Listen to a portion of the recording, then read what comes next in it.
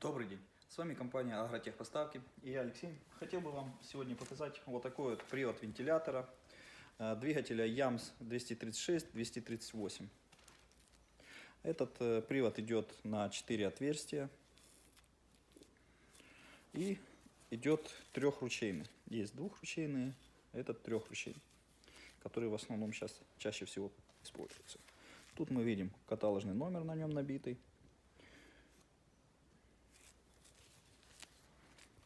С этой стороны шестерня, закрученная гайкой тоже самого привода. Вот такой вот привод. Сам он выполнен из алюминия и металлический шкив. Спасибо за внимание. До свидания.